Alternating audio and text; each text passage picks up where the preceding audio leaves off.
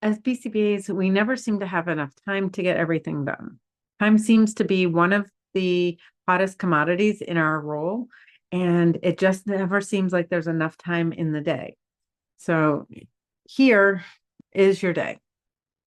And every day you get the same 24 hours. The problem isn't the time that you have in a day, it's how you're filling that time. So your day is overflowing with all of the tasks that need to be done. But if you just start to structure it in a different way, and you start by putting the highest priority tasks in and organizing your schedule and arranging those things so that they fit in. So maybe you have supervision and you have some parent training that needs to be done, and you have some staff training that needs to be done, and you can start filling in with those super important tasks. So you start by filling your day with the most important, the most valuable tasks. And you get those in just right. And then you can start filling in your smaller tasks. Maybe you have some phone calls to return, and you have some emails to respond to, and you might have a school meeting, and you have all of these smaller tasks that can start to fill in some of the gaps that are left by some of the bigger, more important tasks. Right. And then you can add in the tasks that are even a little bit smaller.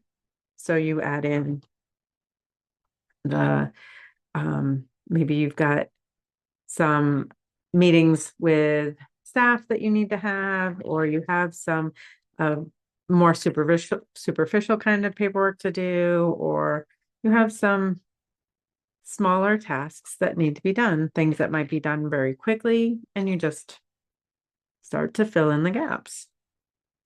And even when your day starts to feel really full, there's still a little bit of room, but you can sprinkle in some other tasks. So you sprinkle in and you start to fill in the gaps with the smaller tasks.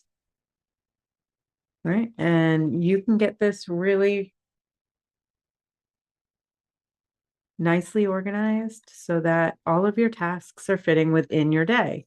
And you can get so much more accomplished when you organize your tasks this way, right? So it's really important to, it's not the tasks themselves, it's not the time, it's really the way that you are organizing your time that helps you get the most out of it.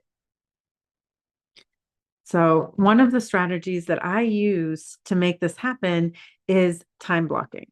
And time blocking is a really useful tool that doesn't take up a lot of time to get structured and organized. And I've created a spreadsheet for you, and I'm going to share that with you. So this is the time blocking spreadsheet that I've created. I'm going to share that with all of you in the description so you can get access to it. It's going to make you make a copy of it. So you're just going to click make a copy, and you're going to be able to save this into your Google account. So this is a preset time blocking calendar, but there's also a blank time blocking calendar if you want to create your own.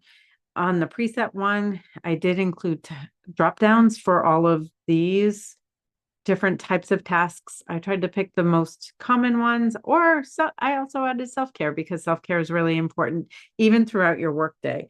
And so you can start to fill in some of your time. And so maybe on Monday, if you get to the clinic or your office, or you roll off and you're working on your couch, but your day starts at 8 o'clock, and the time blocking really works because your brain takes a lot of effort for your brain to switch between different types of tasks.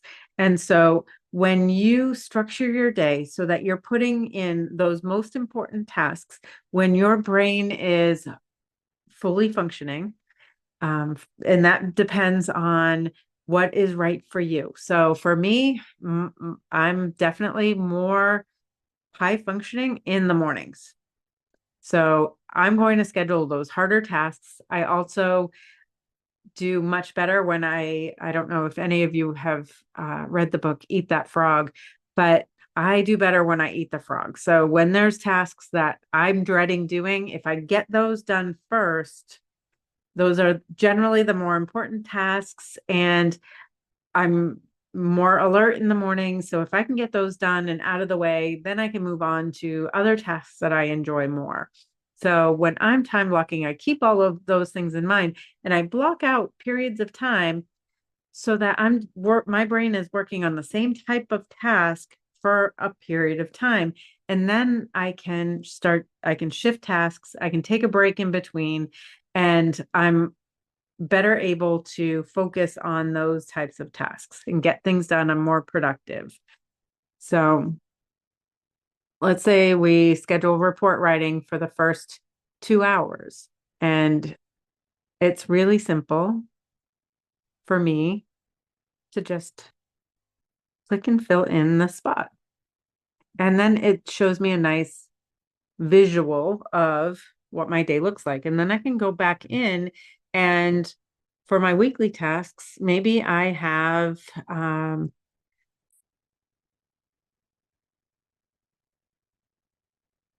treatment plan due, and maybe I need to do other types of report writing, or maybe I need to write a BIP for a client, or maybe I need to write an assessment for someone else. Um, and so all of those tasks go into my weekly tasks. And when I'm working in this blue area, I can go there. I like to prioritize these based on their due date. I might also include the due date here. And then I'm going to schedule in a break.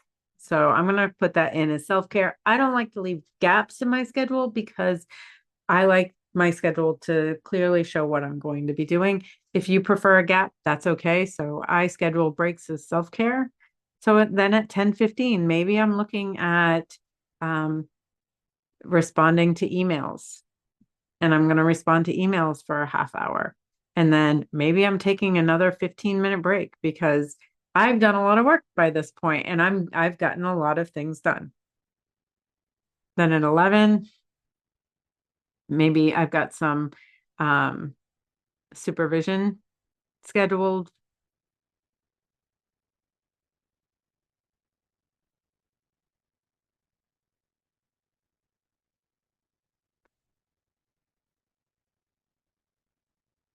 And that's how I block in my supervision sessions. Then I'm going to schedule some lunch. After lunch, I might do some administrative tasks. So I'm easing my way back in. Oh, I'm probably going to have more than 15 minutes for lunch. So I'm going to just change that. I like to follow lunch with some sort of something that's a little bit lighter, a little bit easier, so that I can ease back in or I can finish up my lunch. Generally, I'll leave myself about a half hour for lunch, but I follow it by kind of a half hour of lighter type tasks so that that's what works for me. You figure out what works for you. And again, administrative tasks or supervision, I can write in my clients' initials and or maybe staff's names so that I can keep track of whose supervision I'm going to be doing. For administrative tasks, I can just keep my list here. And I can go in and I can fill out the entire week that way. I can do something similar on the blank time blocking. So the calendar is set that if you see how this says February 16th, if you double click in there and choose a week, so it's not February any longer. Right now it's March. So if I want to look at, and these calendars start this one starts on a Sunday. The other one starts on a Monday, but it automatically dates each day for you. one of the things that you can do is you can duplicate. So if I just control click or right click, I can duplicate any of the tabs so that I can hold on to either a blank copy so that it's easier for me to go back. I don't have to delete all of the information that I have in a calendar.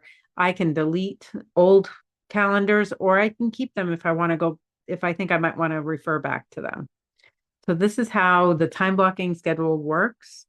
For me, I find it incredibly helpful, but I will also make sure to link this up for you so you can download it or make a copy and save it to your Google Drive. Um, I'd love to hear how you're using it to get the most out of your day and to hopefully decrease a lot of your stress during your workday, because I find that if I'm intentional about my time, I'm not putting out all of the fires, and I'm much more successful in being able to help my staff, my families, my clients. I'm more able to focus on treatment plans and programming, and I'm getting more done. I'd love to hear if you're using this. Let me know in the comments.